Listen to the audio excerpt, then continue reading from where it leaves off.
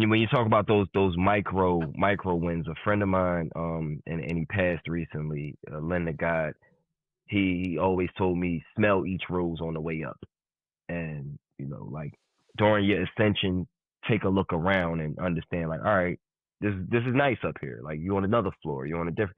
Smell each rose on the way up. He always said that to me because he always knew I wasn't like all or nothing with it. Like, oh, if I don't get a Grammy, I'm a failure. It wasn't never nothing like that. It was like, each step is a big step. I mean, it's more, it's 1% better, you know what I mean, than where you were.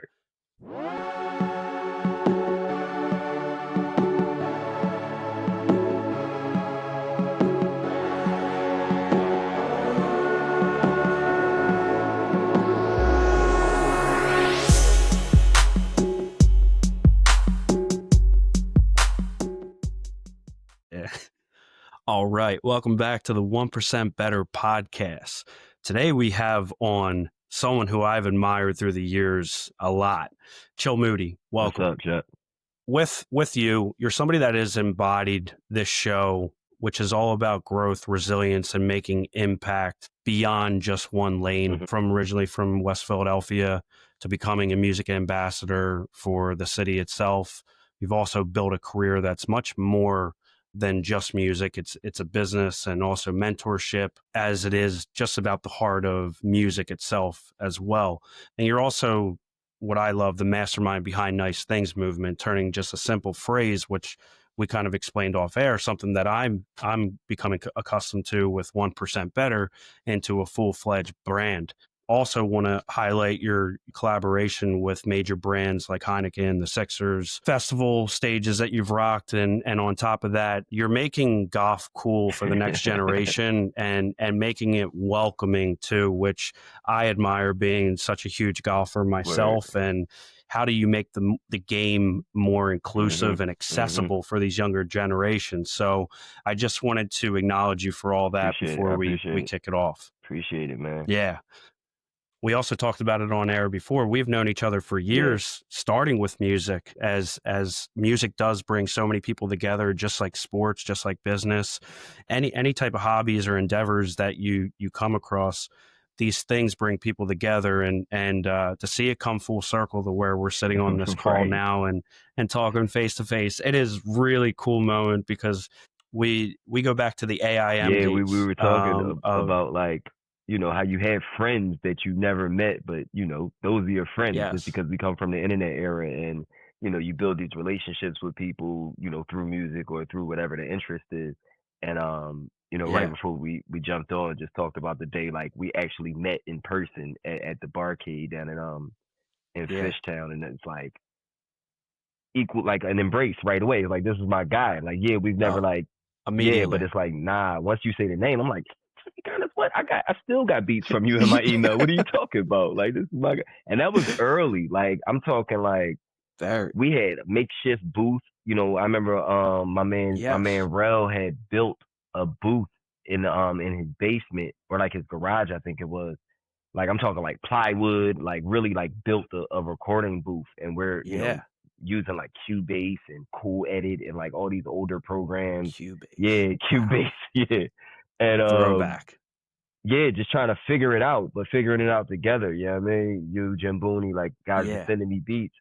People like, I just didn't have, like, we didn't come up together, we didn't grow up together. We just found each other online, and the music kind of just connected us. So I don't know, it's just dope. Like you say, full circle.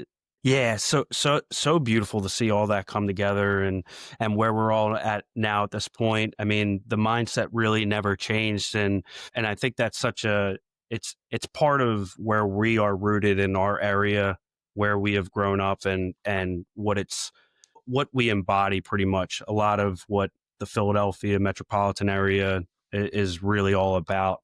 Speaking of that, Philly has produced some of the biggest icons in music, sports, business.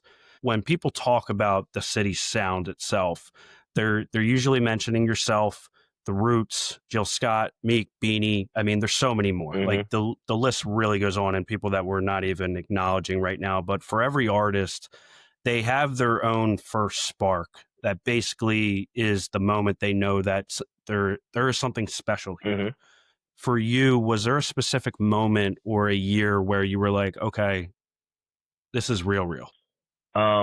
It's funny because I continue to have those moments. You know, it could be the littlest thing. We're at the Soho House in LA and the server knows me and like knows lyrics and like is a fan of mine. And I'm sitting at like a really important business dinner and they think it's a plant. They think I put that guy there. They like, no way, like, you know, and I'm like, it just happened that way. Like the universe was kind of shining on me right there. There's moments like that. But then, you know, I remember First Spark, Roots Picnic, the first time I performed at the Roots Picnic. I forget what year it was.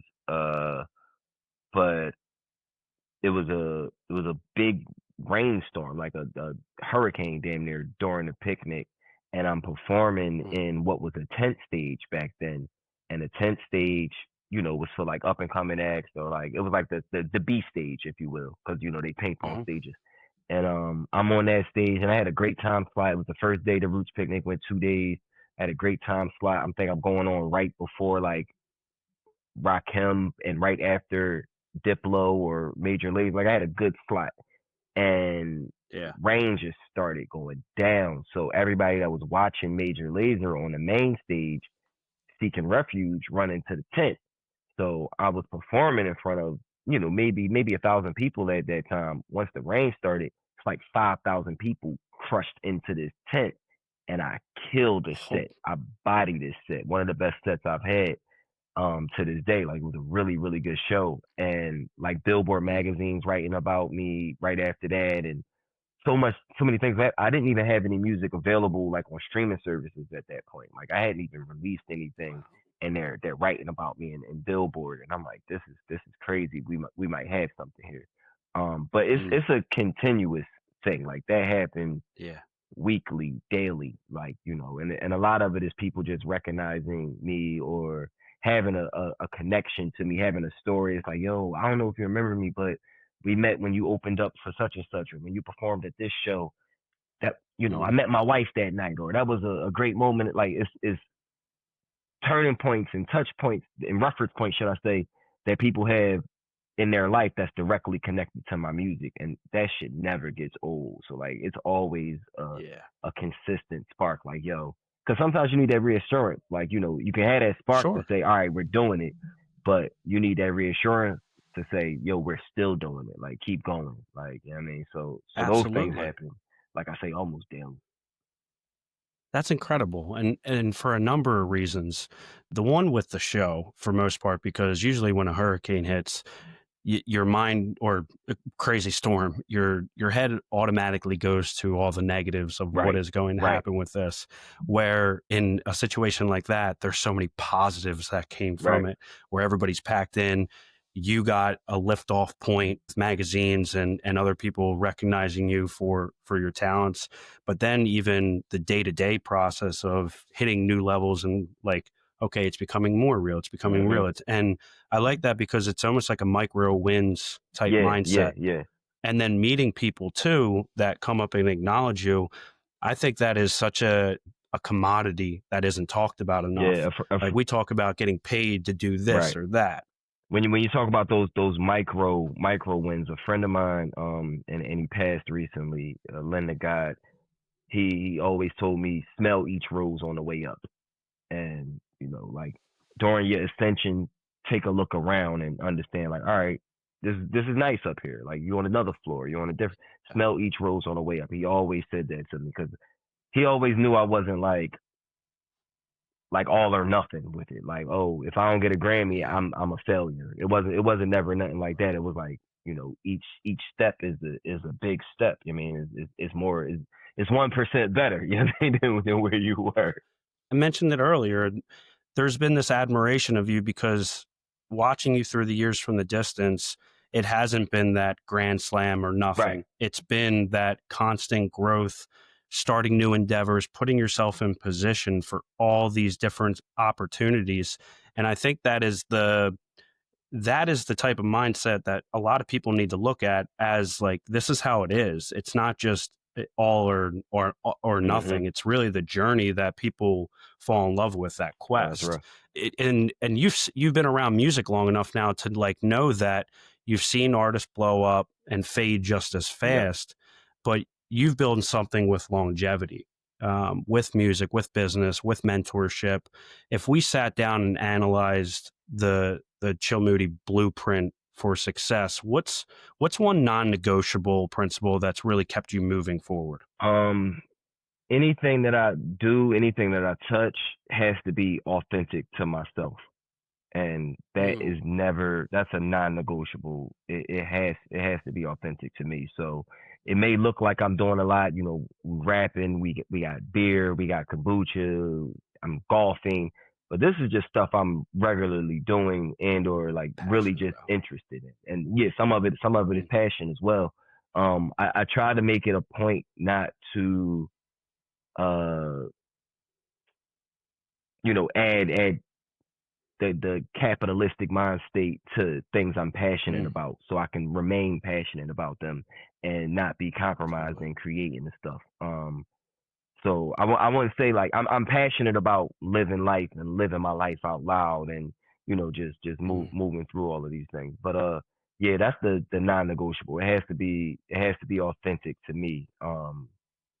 And things like it, in knowing that ahead of time, that was why I created Nice Things as my overarching brand, my lifestyle brand, Yeah. just in case there came a time where it might not be something I'm 100% with, but it's gonna make a nice amount of money, so I can benefit some other things that I'm doing or whatever. Whatever. It's not going to be under the Chill Moody brand. It's not really an extension of me, but it's an extension of the lifestyle that I want people to enjoy, and things like that. So, Yeah. for instance, when I got approached to do a kombucha with Baba's Butcher, my first thought was like, "What the hell is kombucha? Like, I've never heard of it. This is not. This is, I don't know what the fuck this is. Like, whatever." And we had the meeting, and Olga, the owner up at Baba's Butcher, she did like a Pepsi challenge type joint, like taste all of these competing brands and Hmm. then taste ours. And I'm tasting these other joints, and I'm like, nah, I can't get behind this. Like, I'm not into this. She's like, all right, now taste ours, and I taste it, and I'm like, well, we gotta start it there. Like, let's go. Like, I can really get behind this. I really enjoy it. And then I started learning about the health benefits and all of those things, and I'm like, Mm. oh, it's a healthy lifestyle type thing too. I can definitely get behind this. So some things take Yeah. a little massaging, but even then, it's like, all right, let's just that's a nice thing. That's something I want people to enjoy. I love how it came back to health as well, Mhm. since Mhm. there is such a huge emphasis on this right now of like how can we be healthier as a Right. society, because all that does is it's a compound effect. You're with a brand, but then you're also implementing like healthy lifestyles for the people that follow it and follow every endeavor that Yeah. you're going on People too. appreciate that, man. Big time. It's something that, to your point, the authenticity is, and I think something that I'm curious with you is like trends like come and go really, really The fast. de- I the think faster than definition ever. of a trend has a beginning and an end.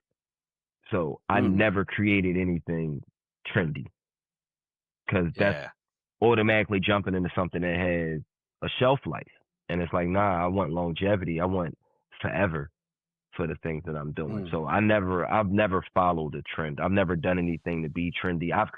Maybe I've created trends in a sense, but I don't really like to even delve into the world of trends. Like I'm not in the trend. So this might be an easy answer for you, but is that binary from trend and authenticity and sticking to the authenticity side? Yeah, I don't think you have the control um of what becomes a trend. So Mm. you can be acting authentic and moving in your authentic self, and it becomes a That's true. trend. But jumping into something that is a trend is, I don't think that's authentic at all. I think that's following a Yeah. trend. And I'm just never really been into that. I've never been like a follower or like really into any Yeah. of that kind of stuff. I would even say with your music through the years, there was a sound when when I was listening to your music in the beginning, and it didn't sound like other Right, people's right. music. Like it was very different. I think that's what made it stand out, especially in this era. It was kind of like I don't know if I could put a tag on it, but like the beginning of the Drake time, Yeah. that 808s type Yep. sound when it was, and the beginning of the J. Cole time, Mm-hmm. and everything sounded very similar. And then you could even say like with the Kid Cudi, Travis Scott, like that, everybody branched off from one another, but your sound was always very to Yeah, yourself. yeah. And I could say it was done purposely, but it wasn't like an intentional thing. I was just being me. So naturally, it Yeah, shouldn't sound like nobody else because nobody else is me. Like, so as long as I true. stayed making music that was me, we're telling my stories, things like that. Mm, It's not gonna sound like nobody else. The same with my producers, like any of the producers, y'all or like Hank McCoy, Wes Manshaw, like these guys are making beats, for themselves, beats that feel like them, things that, they're not like, oh, I need a Drake type beat. I need to make you a Meek Mill type beat. yeah. Like nobody ever did that I ever worked with. Um, Forget his name. You worked with him. Ill Mill? oh yeah, Is that yeah, his name? yeah, Ill He Mill. made a beat. He made a beat to this day that's still one of my favorites ever. He flipped Poison. Yeah, I remember that. And it's probably 15 years ago at this point. And Shit, it still to might be this more day, I than could play it in my head. It might be more than yeah. that. And I don't have a file. I'm like, I would just listen to this driving down the road. I gotta find that. I think So it's it's on the just, Ill Chill project, which is on like Bandcamp. It's not on those streaming if services, but I think it's on you are Bandcamp. capable of finding that, man, I'm you gonna would check. be I'm gonna look doing, for it. I'm I gonna look for it. appreciate it. I want to jump into building nice Mhm. things and how it went from a slogan to a lifestyle. It started with this phrase, but it's really grown into something much bigger. It's a brand now, a movement. Mhm. At what point, kind of like with music, at what point did you realize it wasn't just a tagline? I mean, it never was just a tagline. Like Mm, it was something I adopted. It came from my older cousins and in their neighborhood. Like it was just slang that they used. Everything was nice things. They always said that. So it was always introduced to me as a lifestyle, not just a moniker, not just a tagline or anything like that. When music really, really started, like I guess picking up, and I decided this was the path I wanted to go into. I always knew I also wanted to do like some entrepreneurial things. I wanted to have my mm, own beverages or my own clothing line or my own whatever. Um, and I didn't want to run into the problem of like Ralph Lauren has Polo. It's not just called Ralph mm. Lauren. So it's like I need to Right. find a brand to attach, the other things I want to do. And we played around with Yeah. some names and I'm thinking of other stuff. We used to have a t-shirt line called Moody Sunshine. And I'm like, yeah, that's Mm, cool, but it's still like tied to my name. I don't want, right. because, God forbid something happens one day and you hate a song. I don't want that to make you hate this beer now. You know what I mean? Makes sense. I don't want you to Yeah. hate whatever product I got going out because you don't like something that Chill Moody did, the person. So throwing around names, thinking of things, and nice things was just right there. And it was Mm, probably a conversation with Hank McCoy. And mm. he's just like, yo, everybody's saying nice things anyway. We might as well just run with that. Like most stuff is not like the craziest story. It really just comes like that simple. And like once it's said, it's like, oh yeah, that makes sense. Let's just do it. So Yeah. branded that as the LLC and the umbrella corporation, if you will. So everything falls under Nice Things. So there's Nice Things music, there's Nice Things beverages, there's Nice Things spirits. I do my consulting and the brand partnerships under Nice Things LLC. The Nice Things Network is the YouTube channel and the digital Yep. content, the digital platforms and terrestrial stuff that we produce as well is all under that. Everything is Nice Things. Um, yeah, clothing line, How do you sneakers. manage your time, man? Um, I don't know if I manage it well. Yeah. I just use it, yo. I just move. Yeah, Yeah. I just move. I don't think I'm the best time manager. Uh Mm. yeah, I just go. It's Yeah, amazing it's because, like, as you're going through everything, I'm thinking to myself, I'm like, how does this guy manage his I time? just do And it. it's such a curiosity. It's Like everybody a finds a way. it's like making ADD, ADHD a superpower type thing. Like not like Yeah. to self-diagnose myself, but like I hear what's going on in here. It's like a fucking Hmm. channel surfing up here all the time. Yeah. So I just gotta do it when I'm thinking it, or I'm gonna just sit and be thinking it all day. And my mind moves very, very fast. Yeah. Too fast sometimes. I'm like 6 steps ahead. I'm like, wait, where am I going to start before I get all the way there? So yeah, Yeah. I just move, man. So with nice things, everything that's under the umbrella with it, and I love that you said just move and using undiagnosed, like I'm undiagnosed ADD, ADHD, whatever you Yeah. want to call it. Like, I think it really truly is a superpower because to me, if I'm using something that is synonymous with it, I think creativity is very synonymous with ADD, ADHD For sure. because you are thinking of different things and trying to push the boundaries of what is like this straight narrow path Right. that Right. so many people go on. And I there was this picture of a classroom, and it's all animals, and I think it's a giraffe teaching the class, and then there's a rhino, a lion, an alligator, a monkey, like all these different animals sitting in the class, and they're all off doing different things. And I think you could apply that to the business world or anything, because it's like if you're trying to condense these people into one path when they have their brains are set up to do so Yeah. many Yeah. different things, you're limiting Mhm. yourself and what you're truly capable of. And that's something that I think about a lot, especially the older I get, and with the different ideas that come to my head evenly. No, that's It's real. like, why not? Right. Exactly. You know? Exactly. Beyond music though, you've made giving back and nice things, like you made a very big emphasis on giving Mhm. back, mentoring young artists, even teaching golf to kids now, which I want to dive in deeper with you. But where does that drive to lift others up come from? Is there somebody in your family, friend, that kind of embodied that at a young age where you're like, I love doing that? Or is it just who you are as a person? I guess a mixture of both. Is who I Yeah. am as a person, but I am that because that's how people were with me. That's how my family was. That's how Yeah. my neighborhood was. You know, I grew up that way. You know, it takes a village type situation. Each one teach one. Like Mm. people reaching back, people reaching across. You know, like I was about to say reaching around, but that's wild. Pause. No, but no, it was really just a lot of people always was looking out, and I Yeah. admired that. And I'm like, I want to be that. I want to be that. And then at the times when people weren't reaching out, I'm like, I don't want people to have to go through what I'm going through. This could be a lot Hmm. easier if such and such would just respond to this email, or you know, put me on that stage or whatever. It's like, nah, let me just do this for Totally. myself. So then the next people, it ain't even a question. I'm gonna look out for you because I want to be the Yeah. old head I wish I had, for all of you Oh, in a totally. sense. But yeah, most of it is just innate. I love to look out for people.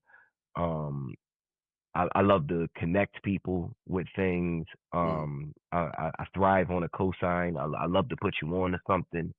Um, Mm. just any of that. So it all just really is just naturally in me. My mother is like that. My father is like that. Um, yeah, my family's like that. It's a great form of service, giving back and fulfillment to a degree. Like A little bit. for me, yeah, like I have young professionals that I work with helping them get promoted to the next level, and that is the big thing that like no dollar sign can ever replace when someone says like, dude, you changed my life. Exactly. Like I went Exactly. from making this much to now I'm capable of buying that ring for my fiance that I wanted to, or get the new car, or spend more time with my kids, whatever the case may be. And hearing those stories, it's kind of like the connections, like what you mentioned Mhm. earlier, like when you meet someone, say like, hey, what your music did for me, what anything has really come And across. And what you um, find out through it, and what I found out through it, the older I've gotten, is like a lot of this was like legacy building. It's a Mm, way to be immortal. It's a way to make sure you live on. You live on through these stories, through these connections that people have to you. Things that you may have done for people, or whether it been inadvertently or inadvertently. You can learn from somebody, and they ain't necessarily got to teach you. So a lot of this stuff is like, I don't know, like I say, it's just legacy building. It's like making sure that your name lives on and lives on properly. Because right. you always looked out for you. You're a good person. Um, We're here for a blip, man. exactly, So it's man. like, Exactly.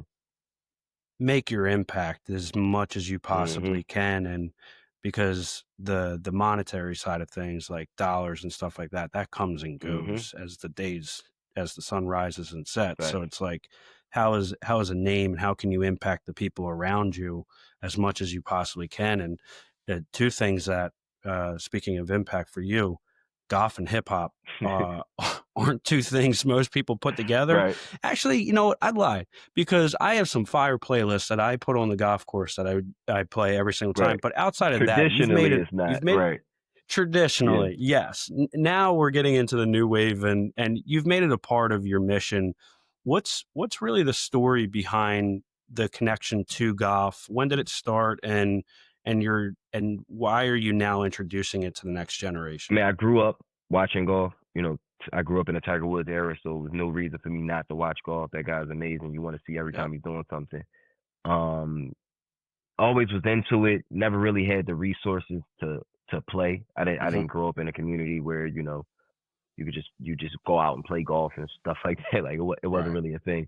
Um, most people, pandemic came, and it wasn't shit to do. So we Yeah. started golfing. It was like nothing else was open as far as like physical activity. You couldn't go to a gym because if you sweat on somebody, they'll get COVID. Like you can't do things. Yep. So and I'm saying that facetiously, but so Mm. picked up a set of clubs from like Amazon or something, like a little cheap set, and fell in love with like the solace that it was bringing me.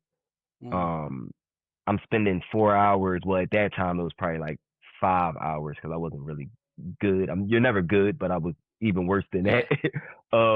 But you're out there, and I'm away from my cell phone. There's conversation. Hmm. Or if I'm playing a solo, I'm dolo, and I'm like just me and my thoughts, and watching myself be trash at something after spending most of my life Yeah. doing what I was good at Mm. was humbling. Um, it was a whole new feeling. Like it's been a while since I just did some shit that I knew I wasn't good at, and then did it again, and then did it again, and then did it. Like Mm. you never do that. It's like it's not for me. Let's keep going because there's money to make, it's things to do. You got to manage your time and all of that. Totally.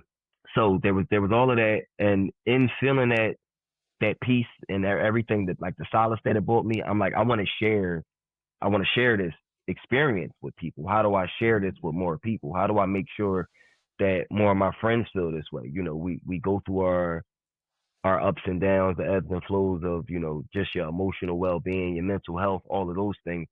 It's like Mm.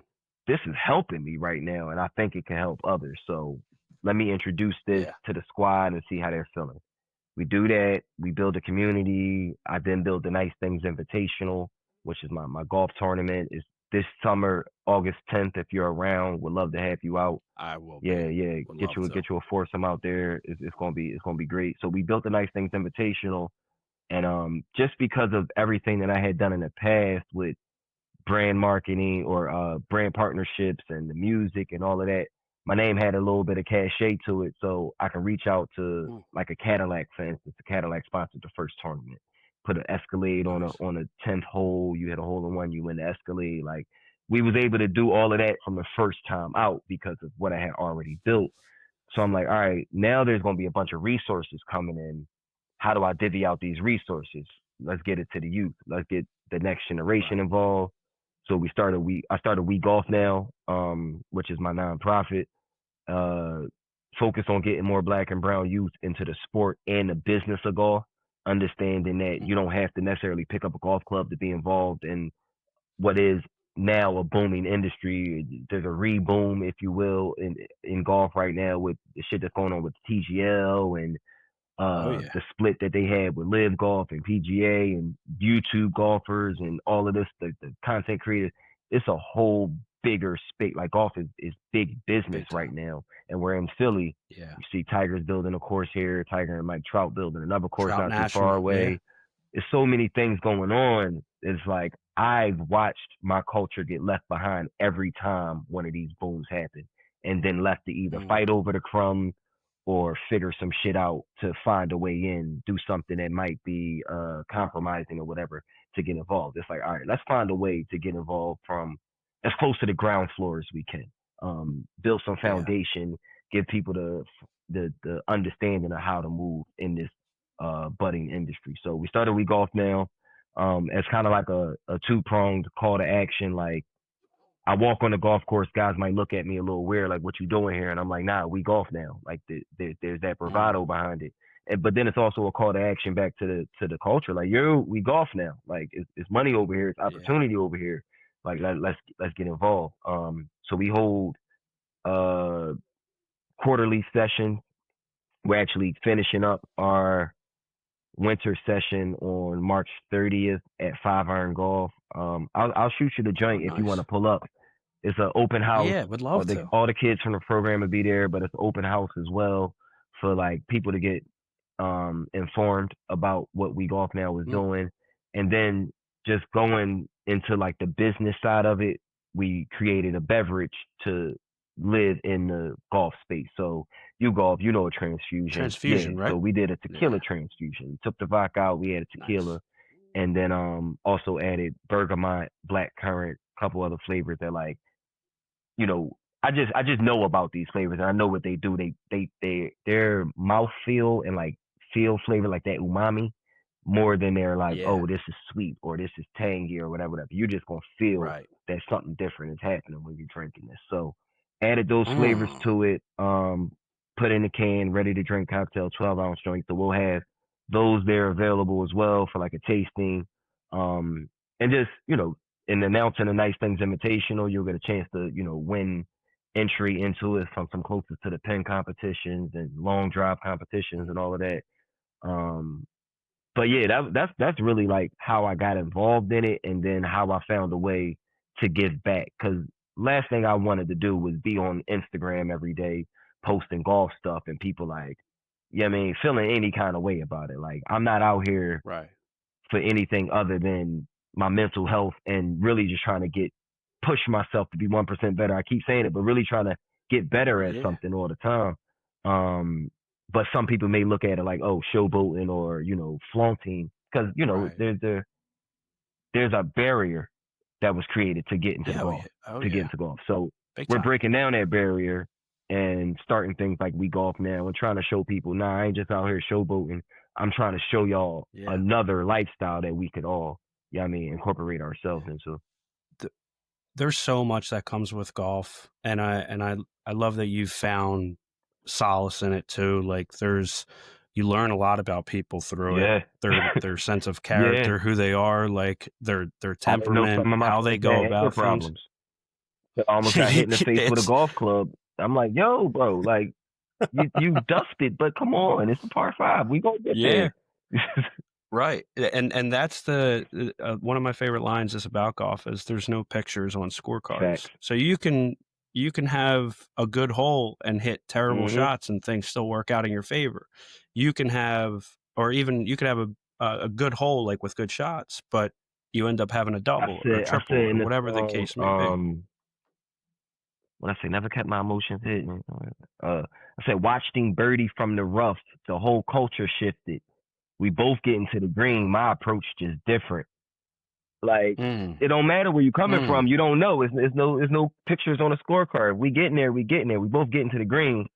My approach was just a little bit different. I had to birdie it from the rough, but golf gave me that. I didn't have them bars before I started really playing golf. Like, I was gonna say, I'm not gonna ask Chill to drop any bars on this, but since it was golf related, God damn it, I am so happy that you just dropped that. And it's a great way to think about it too. No pictures on the scorecard thing, because that's just you just know that from, like, you know, being out there. Oh, absolutely. There's so much stuff you learn, like you said, about other people, about yourself, the solace, and also the connection. Like if I have the opportunity to, this is going to sound a little weird, but if I have the opportunity to play barefoot on a golf course, I take that I've seen it. opportunity. I've seen it happen. I don't Yeah. get it. Is it like a grounding thing? Like connected? Yes. It's exact. Yeah. Like it's like a grounding. You kind of just feel like you're just connected You a little never had bit. to like get a splinter or like glass out of your foot. Like, no, I'm not Nah. saying from golf. I'm Luckily. saying ever in your life. Cause like you would never want to be barefoot. If you ever had to do this and like get that piece of, you would never want to walk barefoot on a golf course. So ironically, I have like really like callousy feet because I did run around barefoot for years as a kid. My parents thought I was a psychopath. We were in this neighborhood and like we had so many kids grow up in our neighborhood, right? And it was just like, it's summertime. I'm not wearing my shoes. That's I'm just gonna run freely, a little psychopath. Crazy but yeah, I love how this has connected into your world of giving back, but also learning about yourself and taking those approaches moving forward. I want to ask you a little cool question. If we drew a Venn diagram of music, entrepreneurship, golf, what's at the center of all of it, and what's lessons from one that you apply directly to others? If I'm being honest, entrepreneurship is in the middle of it, and then everything kind of branches from that. Like I tell the story all the time. I had a candy stand in front of my house at like 11, 12 maybe. I always wanted my own stuff. I used to put stickers on every water bottle I had. Like, no, I'm not drinking Poland Spring. I'm drinking Chill or whatever it is. Like I always wanted my own stuff. So I think entrepreneurship is in the middle of it all. And then like the music is a proponent of that. Golf for sure is a proponent of that. Just everything I do is kind of like, I never wanted a boss. I never wanted, you know, I used to see my old heads. They'd come to my mom's house. My mom was like matriarch of our family and our extended family. Like, so that was like the house where everybody came to, like be having a card party or whatever's going on. So you'll see people come in and they're like, work was crazy today or whatever. Or it's like, I can't stay too late. You know, I got to work in the morning. Or no, I can't do that with y'all tomorrow. I got to work, whatever.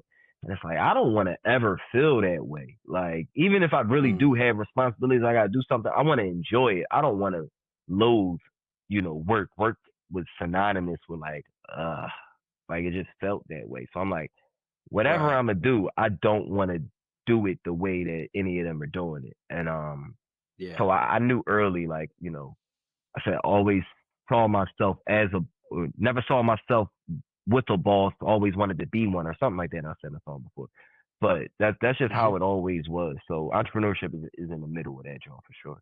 It's very, because I think where we're at as a society right now is we are going through this shift where there's so many opportunities out there for people to create things on their own, more than I think ever before. Like you don't have people traveling to an office as much as they were before. Now they're working remote. But then you even think about the golf boom of how COVID shifted so much stuff, but it made golf so lucrative where people wanted to go out and play because that's all they could do. And now you have the YouTube guys that have blown up from it. We can apply this to anything. I think just the technology or the internet age has really opened so much opportunity to entrepreneurship more than ever before. But where I think it's fascinating with you is it came before all of that. Yeah. Like it was more of a recognition of like, dude, my uncle's shot right now. Like he is so tired. Like he just worked an entire day and the dude's like falling asleep at 6 o'clock. Like that should be the time like when you're gaining energy and spending time. And I think about that too. Like there's much more important things to life than just a paycheck a lot of the time, because think about it. Family, you're not going to get moments back with. Friends, you won't get those moments back with. Like when you're in the state of now or anything that you're doing, like when you're performing. That performance at the Roots picnic, like that memory lives on forever. Like you said, things that are going to go into the distant future. These are things that are like the pillars, and I think people are waking up to it, Yeah, but it takes time. yeah. Yeah. You're doing the work Um. to help people wake up to it too, like with the podcast and giving people Yeah. a chance to tell these stories and hear these stories. Because a lot of it is just representation. Sure. I was lucky enough to just always trust myself. I've dealt with doubt, serious doubt, and all of that, but trust myself in a sense of I know right from wrong. I know a good idea from a Mm. bad idea. Even if I want to act on a bad idea, I kind of knew it was a little shaky ahead of time. But Yeah. I didn't really need somebody to show me for me to jump out and do it. Like I saw it, I visualized it, and that was Right. all I really needed.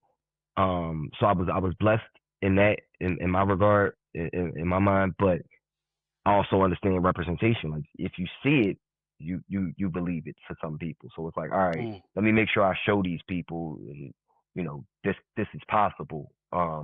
Really, Mm. anything is possible. If you want to do it, you go ahead and do it. Like, I agree wholeheartedly, because I think there's this mindset of like, you're never going to fail if you try something new.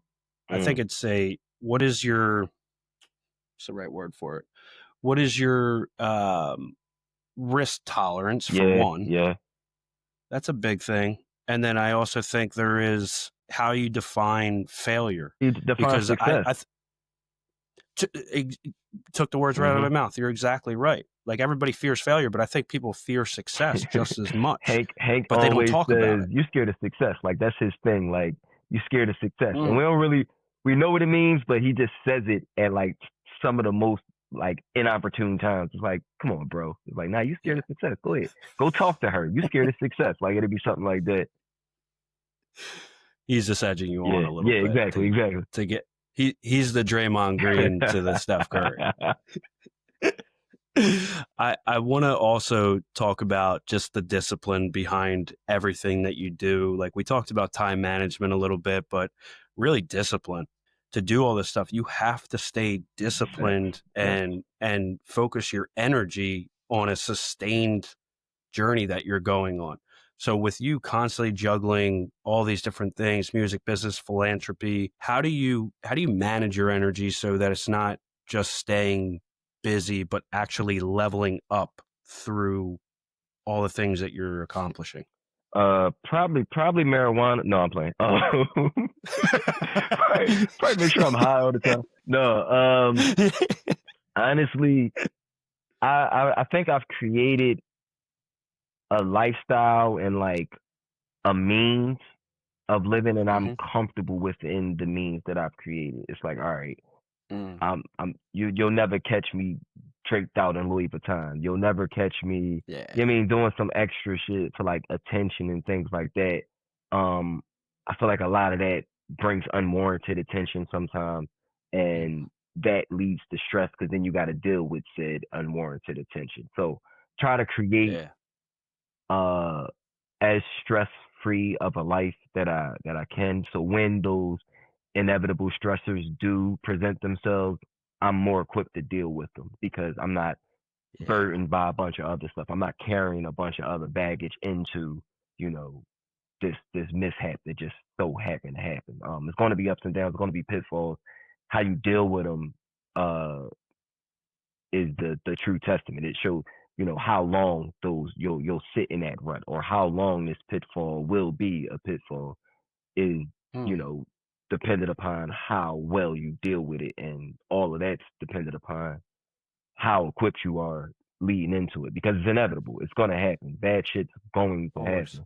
happen. But if you Yeah, ain't it's a prepped, given. if they say stay ready, you'll never have to get ready.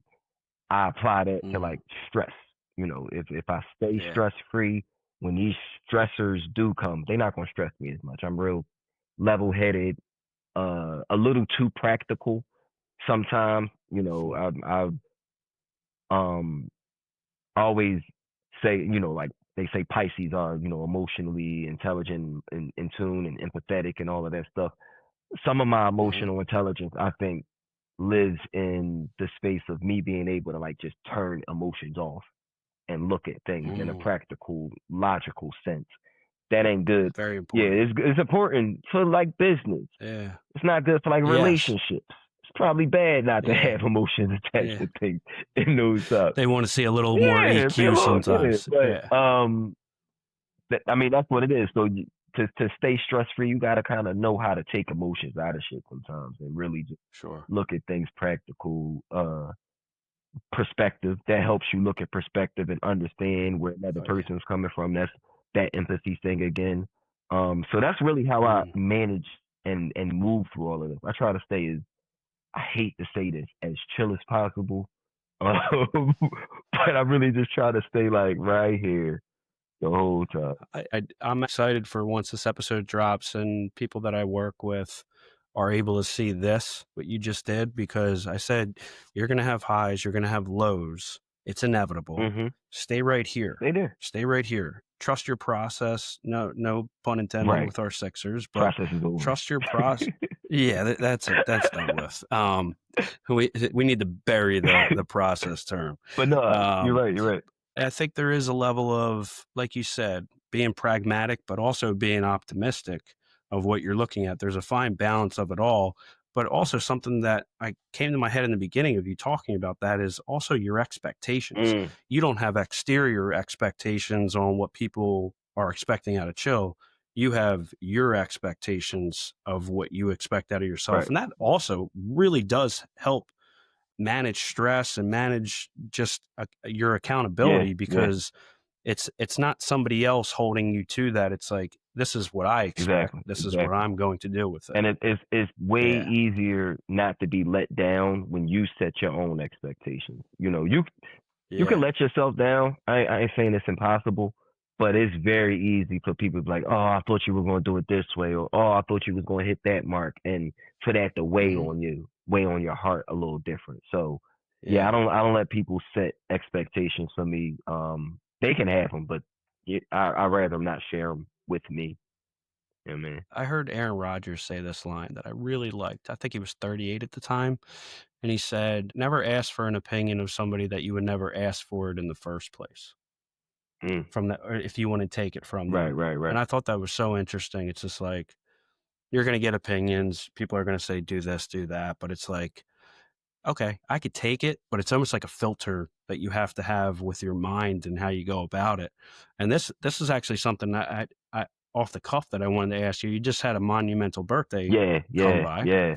Happy birthday, by the way. Thank you. And mine was, I just had mine a few days ago, less monumental, but birthday, man.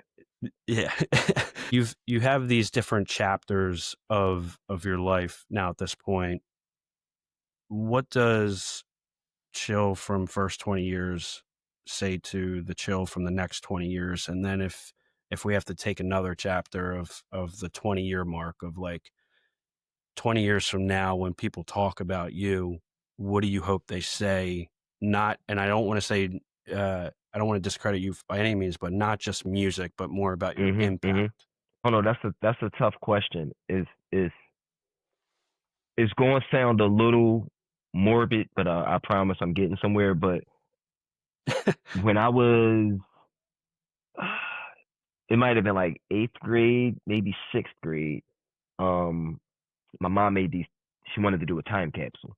She wanted everybody to put something in this time capsule, and we'd open it 10 years, 20 years, whatever. So when it came time to open a time capsule, I go in and I find my picture. I put a picture of myself. That's why I think it was 8th grade, because I remember the shirt. I had like a Chaps shirt on or something like that. Remember? Oh, that was the go-to. Yeah, you had to have one of them. I had that on, and but I remember on the back of the photo I wrote, in 10 years, I hope I'm alive to read this. And I'm like, damn, bro, like what was going on back then that you didn't think you was going to make it to 20 or 18 or whatever, however old it was. Yeah. But that was the I don't know, the realistic. You were like Baby Yoda. Right. That's some crazy shit. Yeah.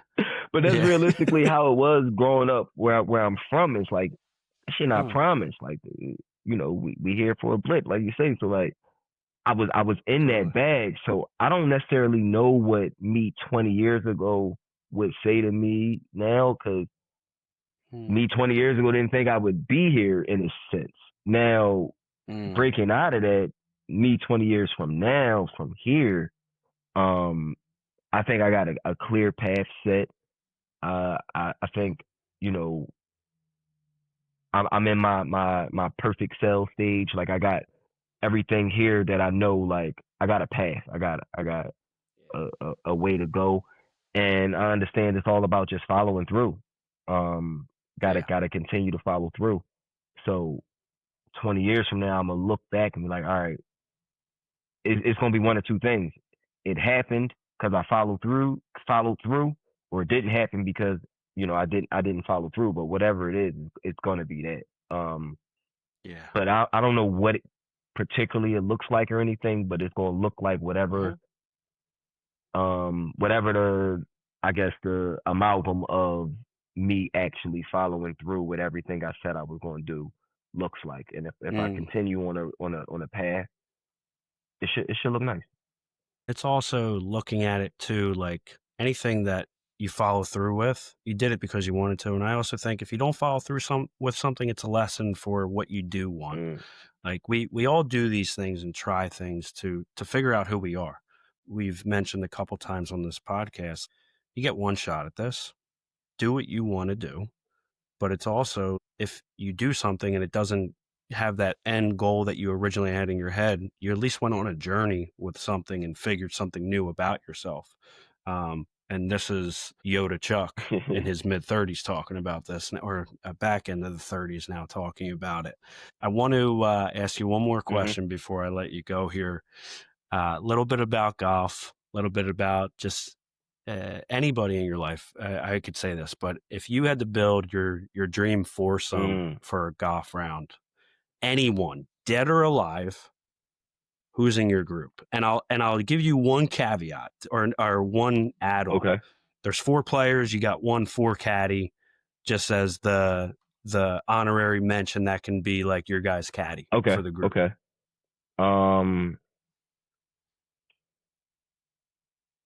Charlie Woods.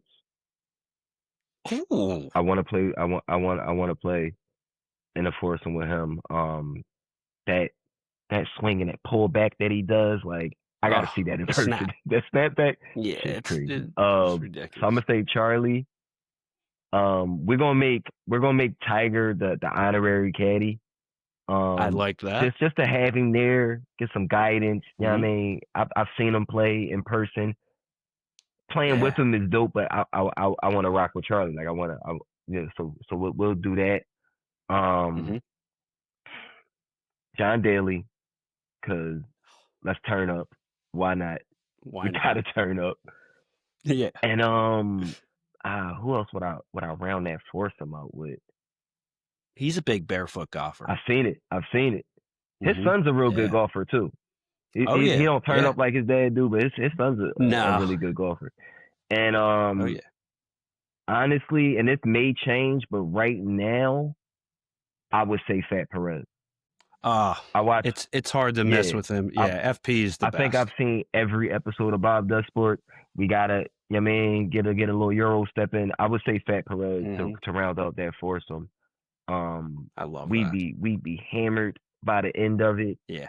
We get some. It'd be a lot of good golf played, not by me, but those 3 guys. It'd be cool. We definitely had a scramble though.